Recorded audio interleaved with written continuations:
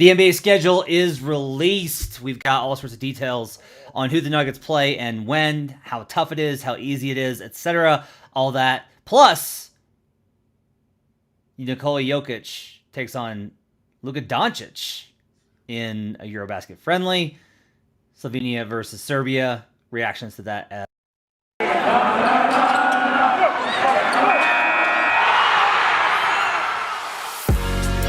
You are Locked On Nuggets, your daily Denver Nuggets podcast. Part of the Locked On Podcast Network, your team every day. Jump the gun a little bit there. It's late. I thought for a second that I gotten it wrong. I thought you were trying to play the music to get me out of there because I had gotten the wrong because I swear to God, there was this time today where I was like, why are they playing Slovenia? Why aren't they playing Latvia? I thought they were playing Luka.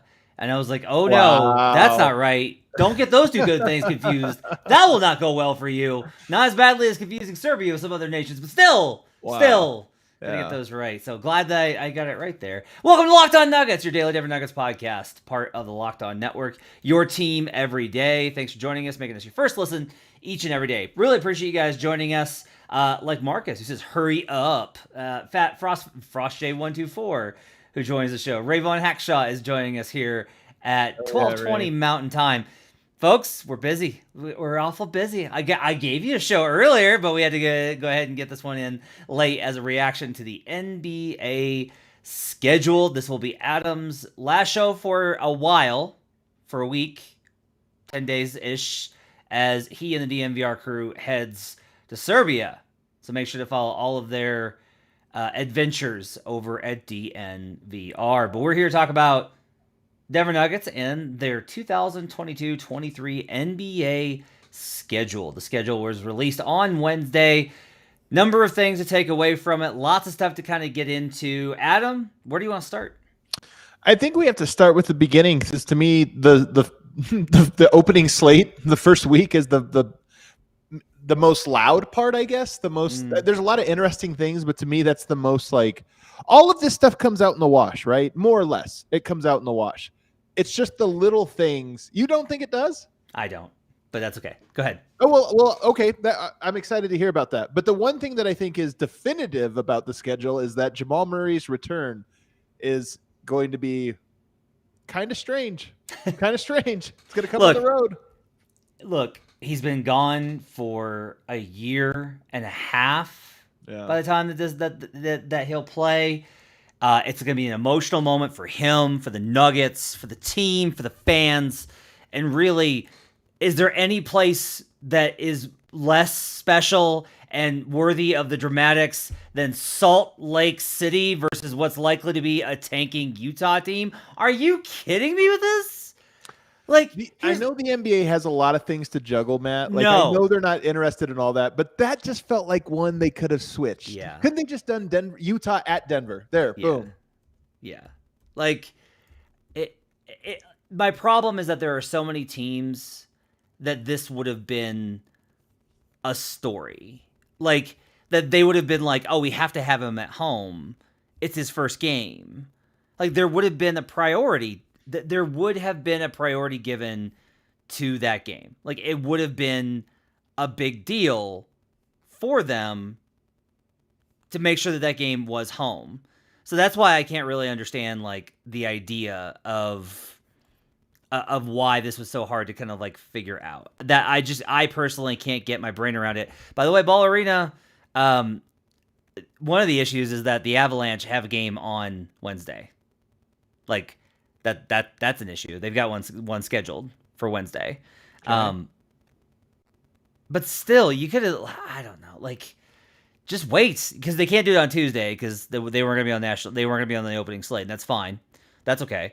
But for it to be just wait till Thursday. Have them start on Thursday. But no. Yeah, there's always two teams that don't play Tuesday or Wednesday. Mm-hmm. Yeah. So they could have been one of those. I mean, is this worth complaining about, Matt? Yes. It is. See, this is the thing I keep coming back to is I'm so annoyed by it. It doesn't fit what I wanted. It's not the storybook I wanted, for this opening. But I just don't know if it's meaning about or if it's worth just kind of talking about. I don't know. You think it is? To me, I think it's wrong that Nuggets fans don't get a chance to see him in at home in front of the crowd for his first game. And it would be different to me if you swapped the Oklahoma City and Golden State game, because okay, you're on the road, the first one, whatever, it happens, but then you come back Friday night and now you're at home. But no, instead you go to Golden State. So you have a second game on the road. And by the way, Matt, just to add a little extra punch to it, it's at the scene of the crime. You go back to Chase Center where he got hurt, and now he has to. And now the decision is, does he play on national television? Because the Nuggets are a marquee team. You know, Friday night, they're the nightcap of opening Friday night. And it's like, well, do we rest our guys? It's opening night. Here's actually a real question for you, Matt. If the Nuggets rest Michael Porter and Jamal Murray for the second game of the season, will they take flack for that? No, because they're coming back from major injury. They won't. There you go. I think it'll be fine. They shouldn't. I just wonder if it'll be like, wow, we're load managing game 2. I genuinely think he might set the home opener. There's no way. I think there's no way. Look. I love that. This is your take, man. Of course, this is your take. He does it. He plays in Golden State on national television versus Steph versus the Warriors, big time game. The home opener. He's already played. His home debut can come in the next one. Jeez. This point, though, it's like sad, but it's actually true. More Nuggets fans will watch him on ESPN. Yeah. I think it's actually true. The weird thing is that ESPN game might have a larger Nuggets fan viewership than the following night, which is in Denver. So having that, I think, is really, really strange. It's just like a very strange set of decisions. Look, they wouldn't do this to. It's tough because like Jamal's not the guy, right? So like comparing it to Kawhi is not apt. Why?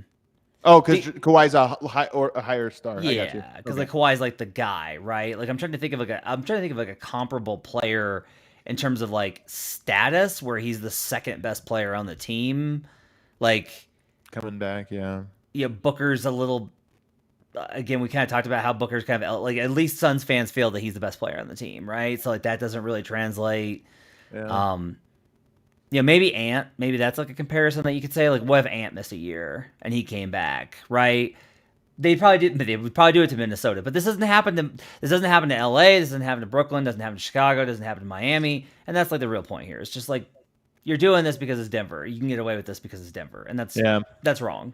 Like you should reward people's investment in the team and in Jamal and all of that. It robs them of something, even if it's going to be emotional for those guys, just having them back out there for the Utah game in front of what I'm sure will be some fans. I mean, look, that team's going to be terrible. So yeah, they're going to be bad. That's which is great, by the way. If we just talk about what is the first game of the season at Utah, like road game, okay, that's not ideal.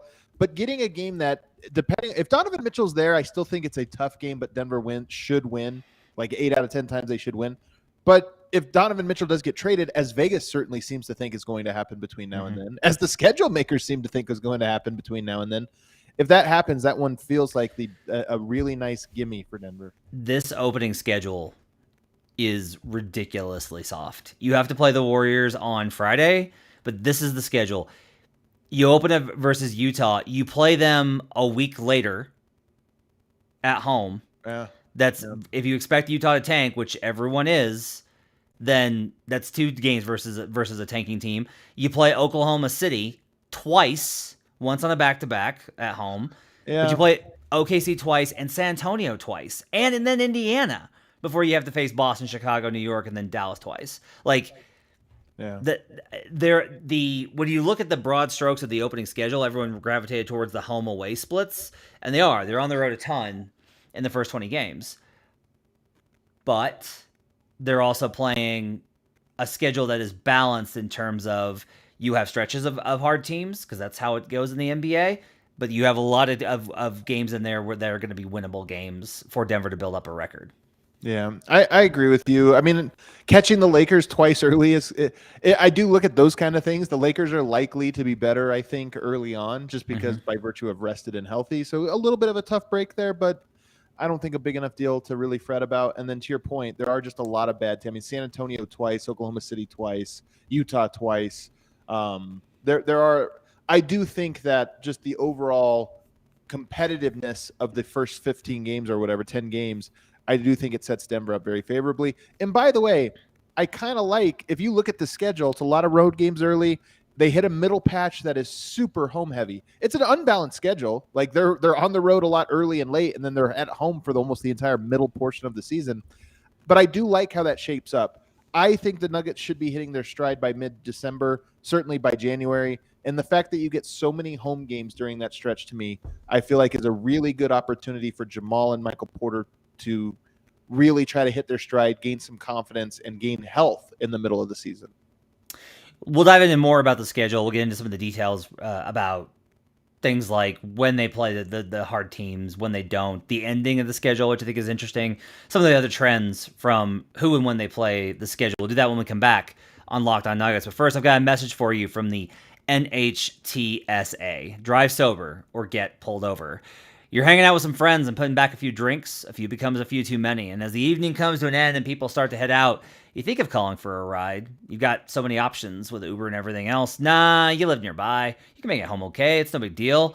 What are the odds you get pulled over anyway? And even so, what's the worst that could happen? What, your insurance goes up, or you lose your license? You lose your job? You total your car? You kill someone?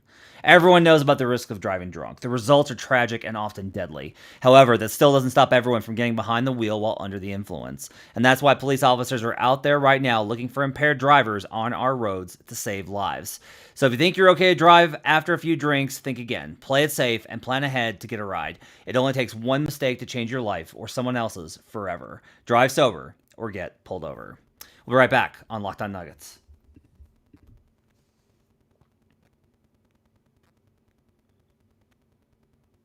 Back here on Locked On Nuggets, thanks for joining us, making this your first listen each and every day. Glad to have you with us. You guys should enjoy Adam while you have him. You're going to be stuck with me for a week. So, Adam, you can follow all of Adam's excitement and escapades in Serbia as he and the DNVR crew heads over there. Make sure to check out all the coverage over at DNVR for the Serbia trip 2022. We're back here talking about the schedule. So some notes for you just on the schedule in general and some things to kind of get an idea of from things I picked apart today. Fair amount of national TV games. I believe the number is, 16? I believe is the number? Something like that, yeah, not counting NBA TV. It was pretty high. How many teams out west have more to them? Do you know? I can look it up. Television game? I can look it up. Bronco Squash had it. Did I'll he? look it up. Yeah, I'll look it up in a second. Okay. Denver's final 20. So I tend to look at the back end of the schedule because I always want to know, like, if you're trying to make up ground or you're trying to get your seating set away or you want to rest, what does that look like? They play 11 on the road, 9 at home. So another home road imbalance to end the season. But they do have the 8th easiest schedule based off of projection from opponent strength of or win record. I know. Yeah, I know. I've got comments about this. Look, it's not going to look like it does now in January. You're going to look at the schedule and be like, oh, it looks a lot different. Some teams will be tougher. Some teams will be easier. Maybe it's a lot more tougher teams. It's entirely possible. But I did kind of look at it. There's a real tough stretch in there in late March going into early April, which that legitimately does look tough. It's Milwaukee, Philadelphia, New Orleans, a back-to-back at Phoenix, Golden State, Houston, and then Phoenix again. Maybe they're resting some of those guys, maybe not. But they do only have 3 back-to-backs in that final 20, which is actually not bad. They have a higher number of back-to-backs relative, but they're middle of the pack in miles traveled then, so it's actually kind of okay. The big kind of takeaway is that their end of schedule stuff is fine. It's okay. Well, I would go further than that. So I always look at this at the end of the year. Are you going to be playing against tanking teams? And the NBA over the last few seasons, Matt, have put a lot of division games at the very end of the season and a lot of games that they expect to be, super competitive. Denver in their last 4 games plays at Houston. They've got at Phoenix, which will be tough, at Utah and Sacramento. the two of those are almost guaranteed to be tanking teams. One of them, Sacramento, we'll see where they are, if they're in the play-in or not. So there's a chance that Denver, their last 3 games, have teams that are trying to lose, which I just think that's meaningful, because you always get down to the last 4 games and you start to play the game like, how many do you have to win? If Denver has a bunch of gimmies down there, it helps. 6 teams in the West have more national TV games, not counting NBA TV. Golden State, the Lakers, Phoenix, Dallas, the Clippers, and Memphis. Which of those teams should Denver have more national TV games than? Say them again. Go the order here. The Warriors. Of course, they deserve it. The Lakers. I know. It's a given, whatever. It's whatever. Phoenix. They have more. How many more? 6 more. Okay. Dallas, 5 more. Okay. Clippers, 4 more. Memphis, 2 more. I mean, look, I got a lot of flack for my take that Memphis. I said this the other day. I can't remember if it was here or on the other show, but I said Memphis, to me, getting elevated to the Christmas Day game was just absurd. So I don't see it with Memphis. That's the only one to me that really stands out. Dallas, of course, but look, Luka, the NBA sees him as a star and as a draw. I get it. Memphis, the only one that kind of irks me is Memphis. I just feel like that's the team that I'm kind of like, I would not be surprised if Memphis fades away a little bit as a league pass darling. Oh yeah, yeah. So I'm Memphis forward, I think is the way I put it, and I'm expecting them to take a big step back in terms of record this season. It's not even just record; it's just, are they a team that everybody cares and loves? And I'm not saying people are going to hate them the way that I kind of turned on them. I think that there might be other teams that take the role that they had last year. I don't know that they're just on this upward trajectory of everyone loves them. Yeah, I agree with that.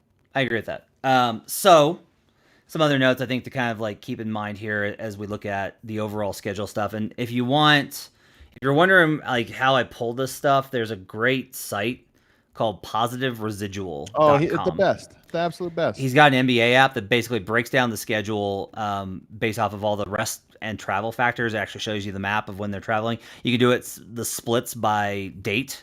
So that's how I'm able to look at and go oh, here's your first 20 games. Here's your whatever. Denver technically has the easiest strength of schedule in the league. And the reason that they have the easiest strength of schedule is that on this site, it's factored in by what your travel looks like and the impact of altitude, as well as they play the Northwest Division, which had, if you remember, 3 really bad teams last year. Or 2 really bad teams last year. And Utah is expected to be a lot worse. So that's why they wind up, I think, having the easiest strength of schedule. If you look at their actual schedule, I would say it's the easiest. There's some other ones I would categorize as that. I will say, I want to correct this. They have 12 back-to-backs, right? So they got 12 back-to-back games. That's actually tied for the fewest. The fewest, yeah. I think there's 8 teams that have 12. So the counter to that is that they travel the most. They have the most miles traveled. But they are always that way because they're 2 hours away from everybody. Yeah, yeah. So they're always, but now they were middle of the pack. I believe they had the 12th most last year. So there are different ways that you can kind of maneuver it. There has been a lot of evidence that the miles traveled, the actual time in the air, has impact on the athletes. There's been studies done. Tom Haberstroh did some work on that a couple of years ago. So it's not good. At the same time, look, it is, you're geographically kind of isolated. You can't just play Utah all the time. So you're going to have some of these trips. The way that the schedule has looked, I haven't been able to pinpoint anything. Last year's schedule seemed a lot tougher to me than this one. It just seemed, and that was mostly because they were trying to get back on the normal schedule. This one's a little bit more regulated. I still think 12 is a little high, especially for the least.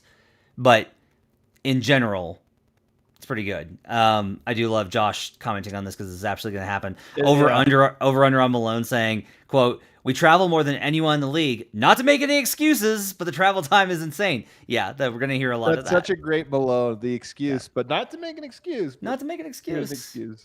Oh. Yeah. So, by the way, one final thing I wanted to note was, have you seen who their final opponent is? Sacramento. Oh, I know. Yeah, I was joking about this earlier. If their whole season comes down to that Sacramento game, it's going to be. Like imagine, look, we don't think they're gonna. You and I think that they're gonna be really good, but the West is really competitive. Imagine that the last game is to decide whether they're in the play-in or not, and they got to play Sacramento on a back-to-back. Oh, Too perfect. too perfect, just absolutely too perfect. Oh, I didn't realize it was a back-to-back. Look at that. Oh, not only a back-to-back, Matt, back-to-back in the middle of the day. Mm-hmm. Yeah. Yeah, but They do play Utah the day before on Saturday in a 1:30 game as well. And those games will be actually flexed for, like it's scheduled for 1:30 right now. They will change it to, they'll move those games around depending on what the order needs to happen for the most drama is what they'll do. Or to, quote, prevent tanking or whatever. Well, the only other thing that I think is interesting on the schedule, I mean, they play Minnesota 3 times on a back-to-back, which is annoying just because that's a rival. Well, first of all, Matt, you do this all the time. Tiebreaker goes to division winner. And the fact that you have this I think playing 3 times on a back-to-back when they play you 0 times on a back-to-back, I actually think that's a substantial advantage. So Denver needs to not only beat Minnesota in the standings, they need to beat them comfortably enough to be able to withstand this. And that's just a tough break. Also really dumb. The NBA should, like, there's certain things they should look at that are, and the Jamal Murray thing is narrative. Like, I just think it's bad for the NBA and the stories they're telling. But this one is bad for the competitive balance of it. Like, they should look at that and say, hey, are these 2 teams that are projected to be at the top of the division? Does one of them have an insane advantage over the other? Maybe we should adjust something here. Yeah. Yeah. If it's 2 teams that are expected to be at the top of the division, and you can't be like, well, we don't know who's going to be in the division. Really? You scheduled an entire national television schedule and you don't know who's going to be good and who's not? Right. So don't give me that. So if you're going to go down that road, no. If it's supposed to be a 2-team race in a division, which it is, that's the expectation. Maybe the Blazers make some noise. But if it's expected to be a 2-team race, you can't have one team be on a back-to-back in 3 of the 4 matchups. Like, this is just, these are the kind of things where I'm just like, I know how complicated the schedule is, but we need to work a little bit. My biggest problem is that I feel like they work backwards from the wrong things. Like, they work backwards from, like, how can we get the Warriors and Lakers on TV the most? And instead it needs to be like, how can we build a schedule that provides the best games? Right. That needs to be your starting point. And so that's like that's where I get kind of frustrated with this. Some other notes from just like random stuff around the league. Portland's schedule is remarkably difficult to start. They have a really tough schedule in the beginning. Portland does. Yeah, so for a team that's looking to get better this year and maybe compete, they're going to have an uphill battle early on in the season. Again, these things can change, injuries, blah, blah, blah. I'm just letting you know, like, schedule and everything else. Minnesota's is fine. The league definitely like got the message that Utah is sending out there that they're going to tank because they gave Utah what is an absolutely just like awe-inspiringly horrible schedule. Yeah. Of all the ones I've seen, Utah has one of the worst schedules I think I've ever seen. They have 5 back-to-backs in their first 20 games, Adam. Wow. 5. Like, they're trying to help him out. They're trying to help him with the tank. Now, I'll say this, like, you want more I do think that you want more back-to-backs early rather than later because you have more energy. Like, you don't want back-to-backs in the middle 40, which I haven't looked at yet, but like that's when you don't want them. But they have the 8th toughest schedule. Utah does. They have 12 away games to 8 home and the most miles traveled in the first 20 games. Like, the league does this where they're like, "Oh, you're going to tank? We'll help you out." Yeah, then we're not worried about your schedule. Then we're just gonna jam this in there. So I think it's cool. Is it funny to you if they end up losing Gobert and drafting Victor Wembanyama from France? Yeah, another French 7-foot defensive beast. I mean, it'd be funny to me. I did want to note that I think it's cool that Denver is on rivalry week, which the NBA is doing a week full of just like rivalry games. Good idea, NBA. Yeah, and like some of them are very good. Like you got like Lakers, Celtics, and stuff like that. Warriors, Memphis, which is like becoming a very loud. You're so annoyed at Memphis being the darlings. You're so annoyed at it. No, I'm annoyed at how it happened. Here's what I'm annoyed by. The NBA can't sell the game. They have to sell the like, oh my God, these guys are having a Twitter beef. Like, you guys see, it's a Twitter beef. We got to put it on. It's like, come on, man. Come on. Warriors are going to smack the heck out of them on Christmas and on rivalry week. They're going to beat them by 30 points. Memphis gave them a pretty good run, I thought, in the second round, but especially before Ja got hurt. And they knocked them out of the play-in tournament 2 years ago, by the way. I just want to let that be known. But the Nuggets will face Philadelphia. I get perfect. it. I think it's a perfect choice. You like it? Oh, so you like it? Okay, cool. I mean, well, Minnesota would have been a good one. I think that one maybe is more natural. But I've always said I think the NBA – here's what the NBA should do, in my opinion. They shouldn't try to tell one story. You remember the Kobe LeBron puppets? Like, they so desperately wanted to tell a singular story, and then the chips didn't fall that way. The NBA should tell a lot of stories, and one of the stories should be, wouldn't it be cool if Embiid and Jokic matched up in a finals? Just make that a storyline. So making it the rivalry week, hey, 2 best centers in the NBA, number 1, number 2 MVP candidate last year. I just think that's a good story to tell. You don't have to hammer it over everybody's head, but I do like that they put it in there as, oh, by the way, this would also be a cool way that the season can end. Yeah, I think that's a great point across the board there. Let's take a break, and when we come back, there's a game to talk about. We have a basketball game to talk about. Slovenia and Serbia played in a friendly today, and it was a pretty fun game. It went to overtime. It was actually very fun. It was a pretty fun game. So we'll talk a little bit about that and how Joker looked. We'll do that when we come back on Locked On Nuggets. The first thing to tell you about BetOnline is the fastest and easiest way to check on all your betting needs. Find all your sports and events at the #1 online source for odds, lines, and games. That's betonline.net. Find reviews and news for every league, including Major League Baseball, NFL, NBA, NHL, combat sports, esports, and even golf. BetOnline continues to be the top online resource for all your sports wagering information. From live in-game betting, scores, and podcasts, they have you covered. Head to BetOnline today or use your mobile device to learn more about the action happening today. BetOnline, where the game starts. We'll be right back on Locked On Nuggets. Back here on Locked On Nuggets, final segment before Adam heads to Serbia. I don't know what is safe travels or good bon voyage in Serbian. No idea. We can just say Jivali. So someone in the comments will definitely be able to help us out. So speaking of Serbia, Joker takes on Doncic today in a friendly, which I don't know why we should call these friendlies whenever it's these European teams. That they tend to take these things pretty seriously. Entertaining game, really fun game. Doncic ended with, I think, 36. Was it 36? 34, I think. But 34, and Jokic with 26. Is that right? Yeah. Yep. Jokic with 26. I want to get what are your thoughts from what you saw of the game? I know you weren't able to catch all of it because you're busy getting ready. But what did you take away from what you saw of the game?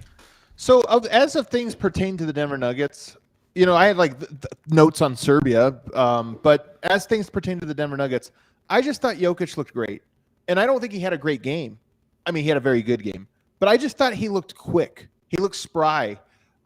He had face-up moves, off the dribble moves. He just, to me, I think it's a little underrated. Even what happened from the start of last year to the end of last year, how much more comfortable Jokic got off movement, both with the ball in his hand and also catching on the move. And I just saw more of that today where I was like, he really is now a very good, I don't want to say it's athletic, but it is for him by his standards. It's like he looked athletic today.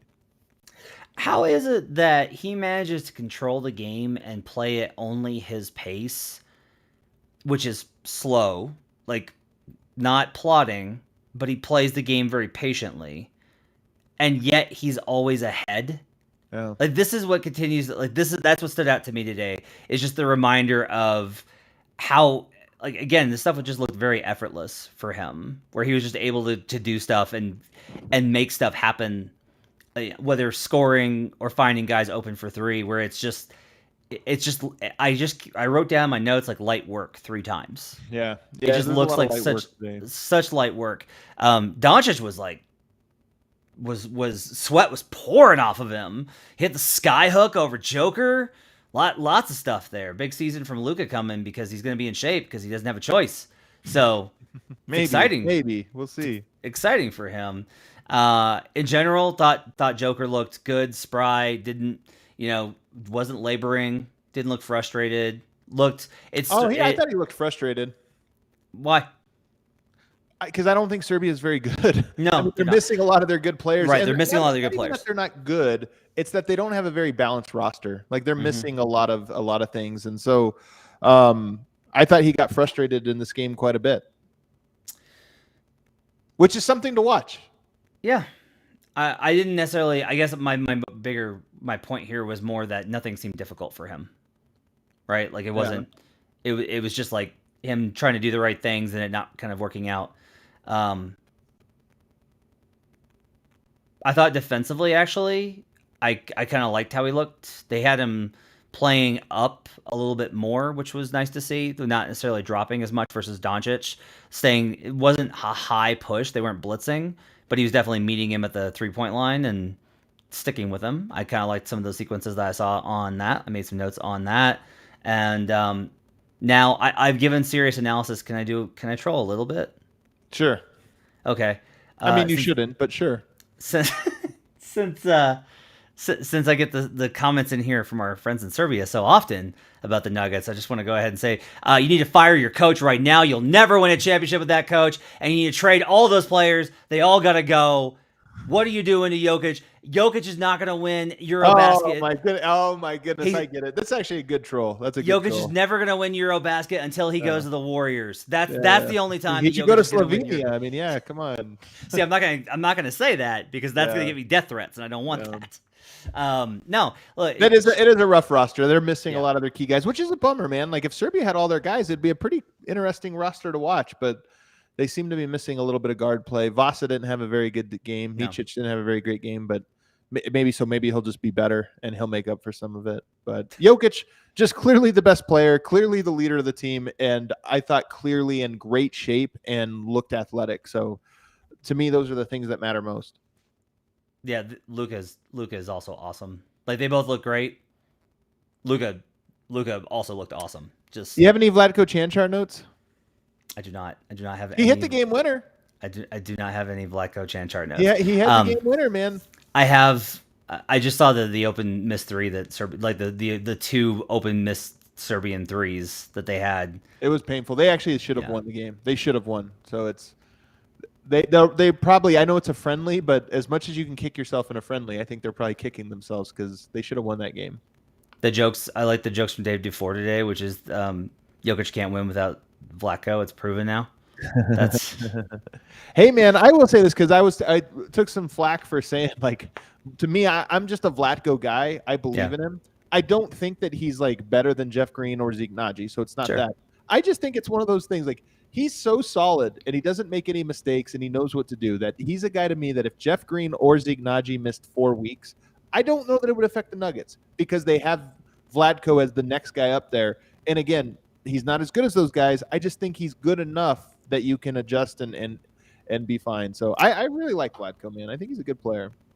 I've come around on him. I was really impressed when he played this season because I thought he would just kind of be like going through the motions or look a little bit lost, and he didn't. He looked he is absolutely a professional basketball player, could come in and do the job. What's interesting, I think, is that you have consistently described him as low mistake. Yeah. And I just simply have not assessed him as such. Like I've always noted a lot of mistakes, which I think is more about the very small, potentially insignificant things that I look for rather than the kind of stuff that you're watching for. But that's I just think that's like an interesting example of how two people that do this a lot can watch the same thing and have different takeaways. But it doesn't necessarily mean that I'm right or wrong. It just means that there's a different kind of perspective. And I think the numbers the numbers have always kind of borne out pretty well that Vlatko is a solid, if not spectacular player. He hasn't played that many minutes. Yeah. I think his overall minutes total is really low. I can't remember a stretch where he played more than 4 or 5 games in a row.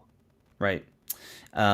Zriki says, be real, Vlatko didn't get much chance in Denver. Yeah, because there were better players in front of him. That's what happens in the NBA. And by the way, he got 3-year deal, right? A 2+1 or something. So it's not and he had what did he have 2 years ago that set him back? Oh yeah. Was it an injury? Was it a broken? Was it mono? Was he the one with mono? No. That was Juancho. Did he have a broken leg or something? A broken hip? What was it? Yeah, he had something. He missed a lot of time, and that was going to be a pretty impactful season for him. Look, I like Vlatko back in. It was foot. It was. I like Vlatko. Yeah, it was foot injury. Thanks, Rayvon. I liked Vlatko back in summer league because I was making the Chandyman can jokes with Katie Wingy and making her snort milk on the sideline or something, whatever she was drinking. Okay, well, I'm gonna miss you. for 10 days. I'll My miss you too, podcast but partner. hopefully you can. I'm excited for this. It's it's funny. This is the cool thing about sports. Like I never thought I would go to Serbia, but then the Nuggets drafted this beautiful 7-foot Serbian, and now the U.S. and or Colorado and Serbia are now tied together in this very fun and interesting way. And 2 hours from now, I'll hop on a plane and start getting over there. So I'm excited for it, and I hope I get to share it. My biggest hope for this trip is that everybody gets to feel as though they're taking part of it with me. So that hopefully I can pull that off. Do you have Instagram? Me personally, yeah, but I will be doing everything with on DNVR. Share some stuff on the Twitters and the Instas. You gotta. Well, I'll say this: we will have things on Insta every day from for DNVR. We'll have it on Twitter, obviously, and then also on thednvr.com. We'll have a photo album every single day. So you can wake up and log onto the site. It won't be behind the paywall. It'll be for everyone, and you can at least see the photos of things that we're doing. So. We'll have a lot of different little, I don't want to call it content. It's just a lot of sharing what we're doing out there. Every meal, every conversation, all that kind of stuff. So it should be pretty cool. How much money are you going to convert to? I can't tell you that because I'm not going to say that. Okay. So, well, no, I was curious, like, does that include the amount to get Brendan Vogt out of a Serbian prison, or man, don't even joke about it. Don't even joke about it. So terrifying. Because vote after what's the drink that you guys drink that I think is that I am terrified of? Rakia. Yeah. I'd get some of that in him, and I'm. I need to put a tracking device on Vote. Yeah, be careful with those youngins over there. I'm concerned for the youths that you're bringing to Serbia. But it should be a good time. I'm excited for you guys. Make sure to follow all of Adam's coverage over at DNVR. As for Locked On Nuggets, I'll be back on Friday with an episode. We'll catch you up on whatever the latest news is, go over some other stuff. I've got some stuff planned for next week. We'll talk about how to bet the Nuggets. I'll have some guests as well. Talk about Denver, get you through the week. And then Adam gets back, and then we got Eurobasket. And then 2-3 weeks later, we'll be training camp. Oh, when I get back, it's going to be Eurobasket and training camp. It's going to be actual things to talk about, which would be great. Yeah, Trevor's right. Send Matt postcards. I love postcards. You should send me a postcard. All right. And I'll hold it up on the camera on the show. There you go. And because I'm technologically savvy. All right, guys, have yourselves a great night. Adam, enjoy the other 2 hours that you have waiting to not go to sleep before your flight. And we'll see everybody again next time